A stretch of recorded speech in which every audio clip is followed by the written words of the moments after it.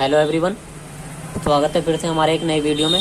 तो आज की इस वीडियो में आप लोगों को बताऊंगा जो नॉर्मल हार्ड डिस्क होती है यानी एचडीडी होती है और एसएसडी होती है, इन दोनों में क्या डिफरेंस होता है, कौन कौन सी कमियां इन दोनों में सबसे ज़्यादा देखने को मिलती हैं और कौन सी हमें लेनी चाहिए। कुछ चीज़ें मैं आप लोगों को ऐसी बताऊंगा जिन्हें सुनकर आप अपने आप डिसाइड कर सकते हैं कि हमें कौन सी इन दोनों में से लेनी चाहिए, और मैं खुद भी बताऊंगा वीडियो के लास्ट में कि कौन सी बेहतर होती है इनमें। तो चलिए शुरू करते हैं।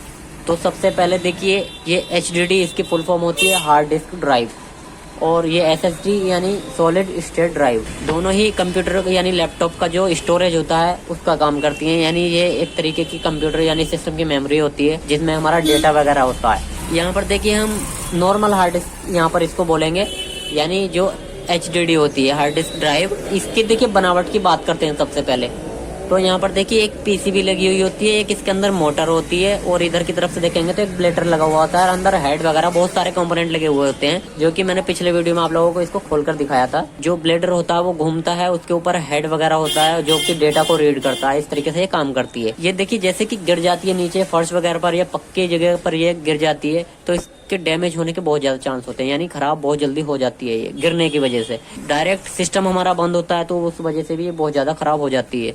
तो देखिए इसकी कंपैरिजन में अगर हम एसएसडी की बात करें तो एसएसडी जो होती है एक सिर्फ इस तरीके का खाली बोर्ड होता है।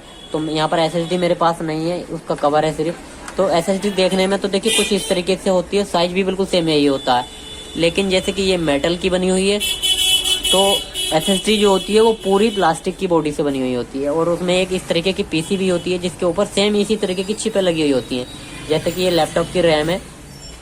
तो यहाँ पर जो एसएसडी होती है उसमें एक पीसीबी के ऊपर इस तरीके की चिपें होती हैं। जितनी ज़्यादा चिपें होंगी उतनी ही ज़्यादा वो मेमोरी की हार्ड डिस्क होगी, जिसकी वजह से इसका वजन बहुत ज़्यादा कम हो जाता है, यानी बहुत ज़्यादा ये हल्की होती है।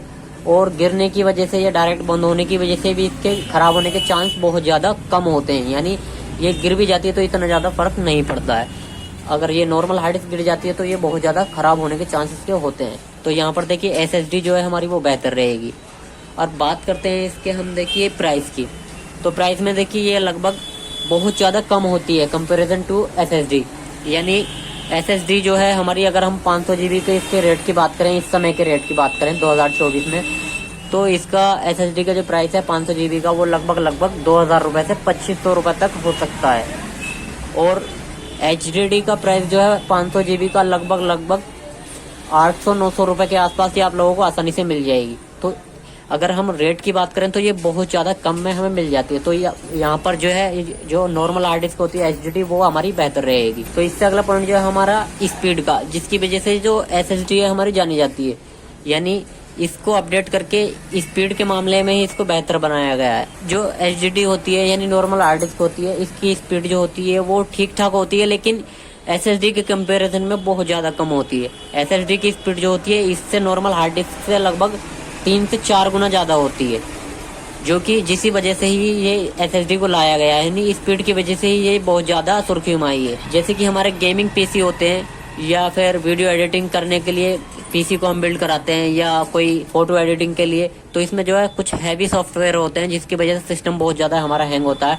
तो उस कंडीशन में हमें जो है ना अच्छी हार्ड डिस्क की ज़रूरत पड़ती है, यानी यहाँ पर हम एसएसडी को यूज़ कर सकते हैं।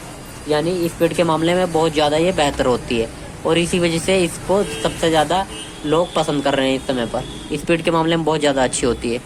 और इससे अगला पॉइंट जो है इसका देखिए, अगर हम इसको ख़रीदते हैं तो इसकी गारंटी वारंटी की बात करते हैं तो ये हमें देखिए 500 GB से जो नीचे की हार्ड डिस्क आती हैं, वो इंडिया की बात कर रहा हूँ मैं, पूरे इंडिया की। तो 500 GB से नीचे की हार्ड डिस्क आती हैं, चाहे वो 320 GB है, 260 GB है, कोई सी भी है ना, 500 GB से नीचे की, तो वो हार्ड डिस्क जो होती है वो नई नहीं आती है, यानी न्यू नहीं मिलती है, वो पुरानी आती है, रिपेयर होकर आती है। और 500 GB से ऊपर की हार्ड डिस्क जो होती है वो हमारी न्यू मिल जाती है, यानी बिल्कुल वो न्यू आती है, जिसकी गारंटी वारंटी 3 साल की आती है, यानी 3 ईयर की आती है। और 500 GB से जो नीचे की हार्ड डिस्क यानी जो पुरानी हार्ड डिस्क आती है उसकी गारंटी 1 साल की आती है। तो आप लोगों को, बहुत सारे लोगों को यही नहीं पता होगा कि 500 GB हार्ड डिस्क खरीद लेते हैं या इससे नीचे की हार्ड डिस्क खरीदते हैं, उनको पता होता है कि नई होती है। नई नहीं आती है, पुरानी आती है।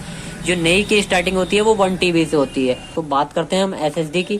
तो एसएसडी आप चाहे कोई सी भी ले लीजिए, कितनी भी छोटी से छोटी ले लीजिए, चाहे 128 GB ले लीजिए, 256 GB ले लीजिए या 500 GB ले लीजिए, तो वो हमें पुरानी नहीं मिलती है, ये नई आती हैं। और इसकी जो गारंटी वारंटी होती है वो 5 ईयर की आती है, जैसे कि यहाँ पर दिया हुआ है। तो जो कस्टमर को गारंटी या वारंटी इसकी दी जाती है वो लगभग 2 या 3 साल की दी जाती है, कंपनी से इसकी 5 साल की आती है। तो यहाँ पर SSD बेहतर रहेगी यहाँ पर गारंटी वारंटी के मामले में। इसका अगला पॉइंट जो है, देखिए जो सबसे ज्यादा महत्वपूर्ण है, डैमेज होने की जो बात आती है। तो अगर ये खराब हो जाती है या फिर इसका डाटा डिलीट हो जाता है या फॉर्मेट हो जाती है, तो इसको लगभग यूं मान लीजिए कि 99% इसको रिकवर किया जा सकता है, यानी इसका डाटा रिकवर किया जा सकता है अगर खराब हो गई है ये तब भी, और इसको रिपेयर भी किया जा सकता है। और बात करें हम SSD की, तो सबसे खराब चीज जो इसके अंदर जो है वो यही वाली है। बहुत सारे लोगों को लगभग 90% लोगों को इस चीज का नहीं पता है जो इसको यूज कर रहे हैं, कि अगर ये फॉर्मेट हो जाती है या डिलीट हो जाती है तो इसका डाटा रिकवर किसी भी कीमत पर नहीं किया जा सकता। देखिए मैं 2024 में ये वीडियो बना रहा हूँ, तो अब तक तो ऐसा कोई तरीका नहीं है कि इसका डाटा रिकवर किया जा सके। आने वाले समय में क्या होता है वो हमें नहीं पता, इस पर हालांकि काम चल रहा है। अब तक इसका कोई सोल्यूशन ऐसा नहीं मिला है कि इसके फॉर्मेट होने के बाद या डिलीट होने के बाद इसका डाटा रिकवर किया जा सके। सबसे खराब चीज जो है इसके अंदर यही है। आप लोगों का देखिए बहुत सारा इंपॉर्टेंट डेटा होता है और ये खराब हो जाती है या फॉर्मेट हो जाता है डाटा, तो इसको रिपेयर करना भी इतना आसान नहीं हो सकता है। किसी भी वजह से अगर ये फॉर्मेट हो जाती है या डिलीट हो जाती है या खराब हो जाती है तो इसको रिपेयर करना भी बहुत ज़्यादा मुश्किल है, क्योंकि इसके अंदर इस तरीके की चिपें लगी हुई होती हैं जो कि इसके अंदर वॉल्स होते हैं नीचे की तरफ। तो बहुत सारे चिपें इसके अंदर होती हैं, तो जिसकी वजह से उनको रिवॉल्व भी नहीं किया जा सकता, क्योंकि उनमें बहुत ज़्यादा समय लग जाएगा। और डाटा अगर इसका नॉर्मली तरीके से डिलीट हुआ है या फॉर्मेट हुआ है तो उसको भी रिकवर नहीं किया जा सकता। तो सबसे बुरी बात इसके अंदर यही है। तो यहाँ पर देखिए आपको ध्यान देना है, आपका जो डेटा है उसको बहुत ही ज़्यादा हिसाब से रखना है, क्योंकि अगर ये खराब होगी तो डाटा पूरा आपका लॉस हो जाएगा, उसको वापस नहीं किया जा सकता। लोगों को इनमें से कौन सी लेनी चाहिए? जैसे कि समय बदलता है उसी तरीके से इंसान को भी बदलना चाहिए, यानी समय के साथ साथ ढलना चाहिए। यहाँ पर देखिए मैं रिकमेंड करूंगा आप लोगों को, आप SSD यूज कीजिए अपने सिस्टम के अंदर, लैपटॉप है या डेस्कटॉप है SSD यूज कीजिए, लेकिन इसके साथ साथ एक हार्ड डिस्क आप एक्स्ट्रा रखिए, यानी बाहर से लगाने के लिए एक इस तरीके की हार्ड डिस्क ले लीजिए। आप उसके अंदर भी डाटा जो आपके लैपटॉप के अंदर है सेम वही डाटा आप दूसरी वाली हार्ड डिस्क के अंदर, जो बाहर वाली हार्ड डिस्क है उसके अंदर कॉपी करके रखिए।